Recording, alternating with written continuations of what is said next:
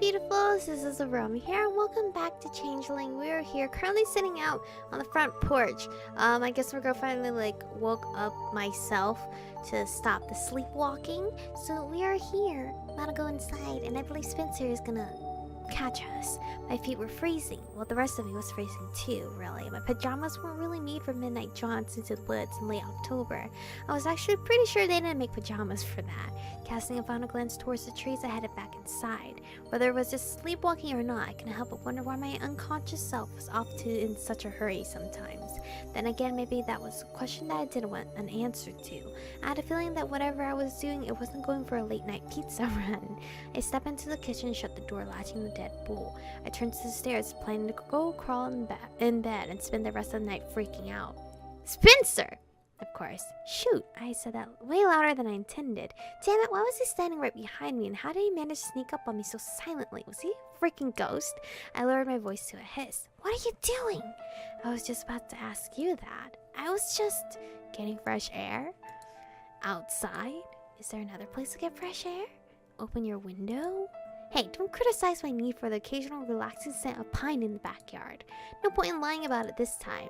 He came toward me, but I sidestepped toward the refrigerator, keeping the island between us. The look on his face just made me nervous. I knew I was in trouble this time. It didn't seem like he was going to believe the excuse I'd used last time. What if I really was just getting some fresh air? I know you walked out the backyard and toward the forest. I watched you do it. What? Okay, be cool. Maybe he's bluffing, though I really had done that, so he probably wasn't. Fine, you caught me in. And what? Okay, fine, you caught me. And what? No answer for that, huh? If you tell mom and dad, I'll just deny it. You don't have proof. Maybe I recorded it. I rolled my eyes and crossed my arms over my chest. Now that was definitely a bluff. Give me a break. I know how bad the camera quality is on our phones. Even if you tried, it's too dark to catch anything incriminating. So you're not denying doing it. Why should I when you said you saw me doing it? I want to know what's going on. Tell me about it. What were you doing out there? I don't know, I was asleep. Spencer just looked at me dubiously. Well, at this point, it doesn't matter whether he believes me or not, I guess. You were sleepwalking? Well, that is typically what it's called when you walk around in your sleep, yes. But you... He stopped tightening his jaw. You just better be careful. I would love to be able to be careful. How can I be careful if I'm asleep? Maybe next time you see me sleepwalking my way outside, you could just wake me up instead of watching me like some sort of creeper. Michiko? Spencer? Fuck. Oops, guess we were too loud. I shot Spencer a scathing glare that he totally ignored. What are you two doing up? Spencer looks so cute when he's not, angry. Her voice was thick and heavy with sleep. I heard shuffling in the other room as she apparently made her way to the kitchen. My eyes met Spencer's, and for just a split second, it felt like we at least tactically agreed getting caught would be bad. He retreated upstairs before she could see that he was fully dressed. I got a glass from the cabinet and filled it with water so that when she popped her head in, it just seemed like I was downstairs being normal. Sorry, Mom, came down for a glass of water and apparently spoke Spencer up. He had to have a tantrum about it in here in the kitchen. Mom rolled her eyes. You both have school tomorrow. Go get back to bed. I know, but a girl's gotta be properly hydrated and all that. I punctuated the statement by taking a long drink from the glass. She just glared at me with sleepy eyes. Bed. Now. Aye, Captain, I'm going! I gave her a little salute as she left. As soon as she was gone, I set the glass on the counter and sighed. Well, I guess I played that off as well as I could.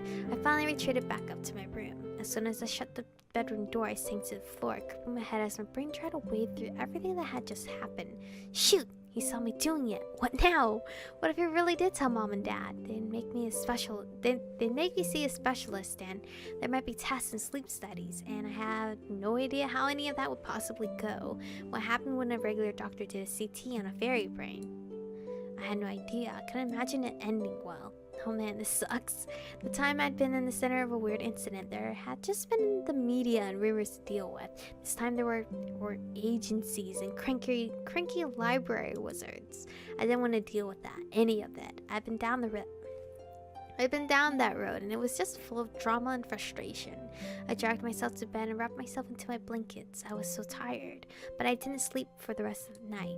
I didn't know enough about any of this to know how to move forward. Not with the sleepwalking, definitely not with Spencer apparently cluing in that something was going on. was lying in bed wide awake, staring at the ceiling when Mom called for me to wake up. It felt like a zombie. A zombie that was definitely not up for school. Or dealing with people. A zombie that was contemplating the virtues of just eating her brother and being done with it. Feeling gross and tired, I got up and started getting ready because I doubted my mom would buy that I was sick, even if I tried. When I went to brush my teeth and hair, I confirmed that I looked every bit the zombie that I felt. Ugh. I was going to have to do something about the sleepwalking, if only for the sake of my poor face. Those bags under my eyes were definitely not an accessory I need or want. Those smudges were really dark. I leaned in closer to rub at them as if that would make it go away. What's a good remedy for that? Cucumbers? Tea bags? If I didn't start sleeping better, I might need to stock up. I didn't even like cucumbers or tea. As I sat on my bed long enough to pull on my boots, I contemplated my door and had to keep myself from going out at night. There were only 3 exits to my room: the main door, the window, and the bathroom door. The only other exit from the bathroom was through Spencer's door, and I'd not tried to go that way at night before. I wondered just how aware I really am during the episodes. Just because I couldn't remember anything about them, it didn't necessarily mean I was completely oblivious to my surroundings while they were in progress. After all, I was able to navigate the doors and stairs just fine, and I was smart enough, or lazy enough, to not try to walk through Spencer's room. That left 2 exits to worry about. If I wasn't keen on escaping through Spencer's room, I assumed I wouldn't try to go out the window. So I wondered if blocking the main door would help. Even if it didn't totally stop me from getting out, maybe having to deal with the barrier would stall me long enough that I'd wake up.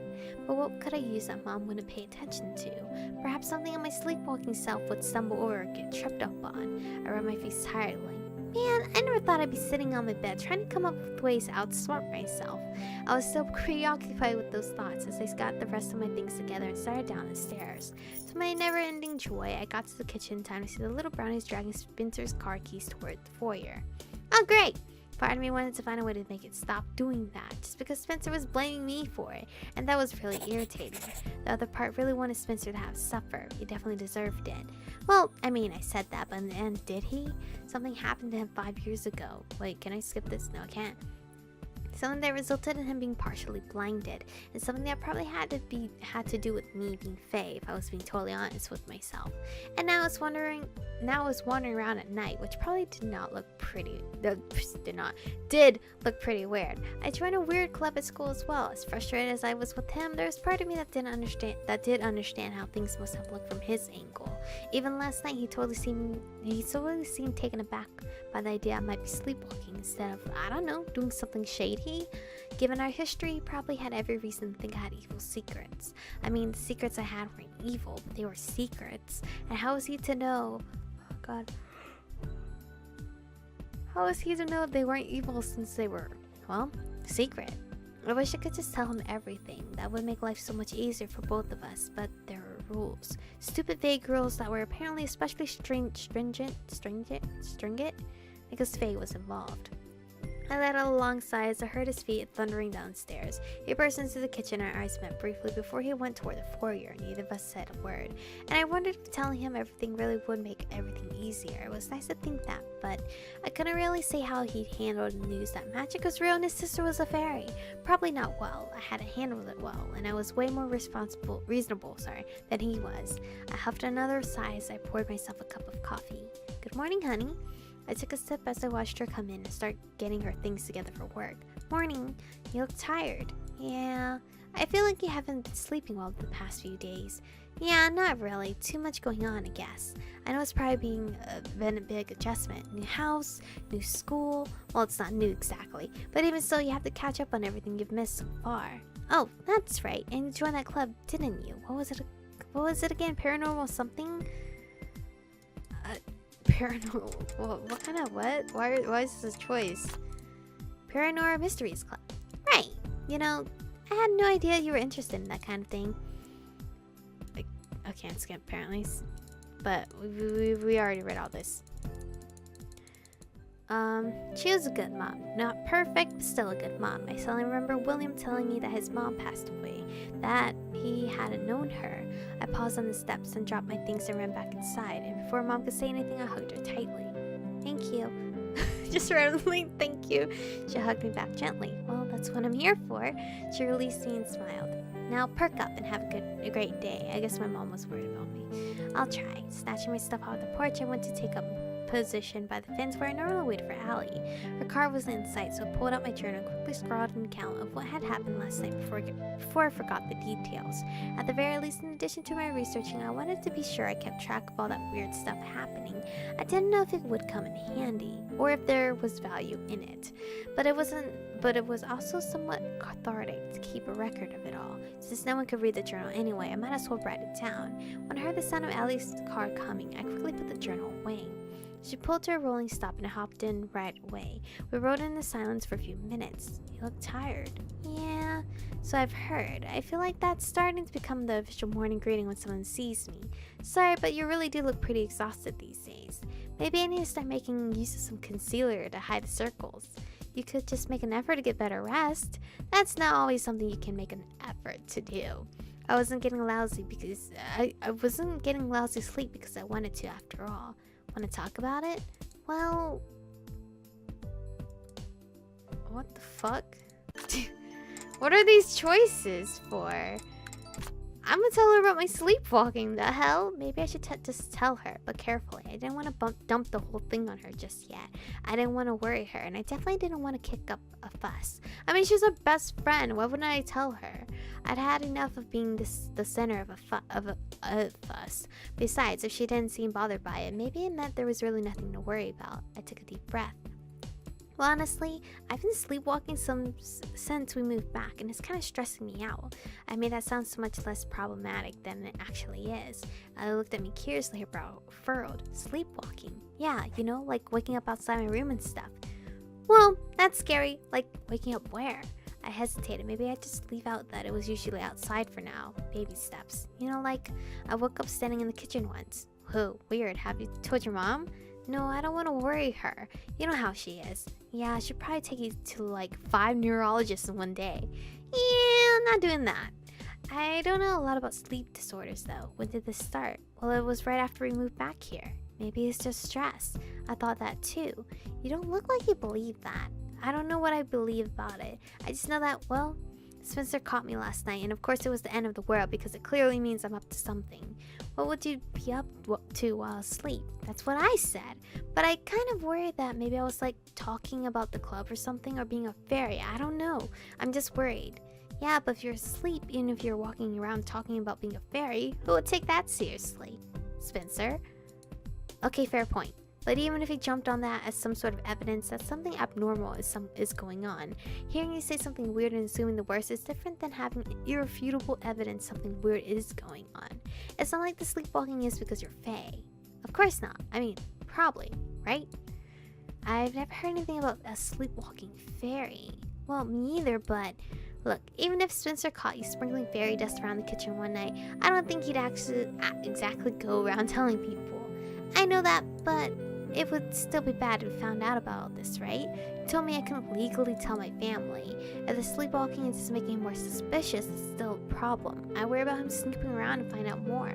He could follow you right up to the club room and never find out anything more than he knows right now. The club is enchanted. Even if he snoops, he isn't going to find anything.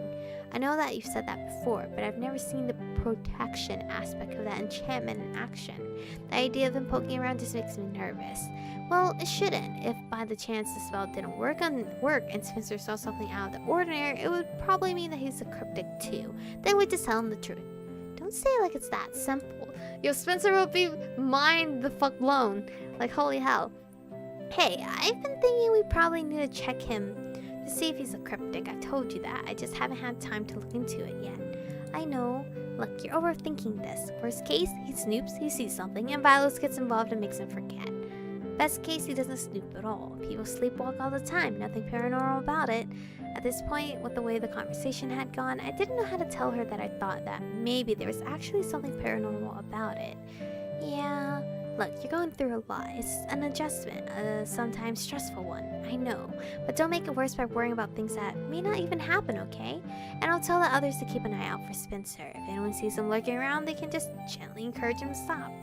Thanks. And as for the sleepwalking, talk to someone if it gets worse. It may be stress, and it may go away. But if you do something crazy like walk outside or something, totally not doing that right now. Yeah, that would be really crazy. Or it starts happening more often. Don't be, well, you don't be, what? You keep it to yourself. Wait, what? Hey, I can't not be me. What I mean is that you sometimes struggle with asking for help. Don't do that. This is your health and well-being we're talking about. I know, easier said than done.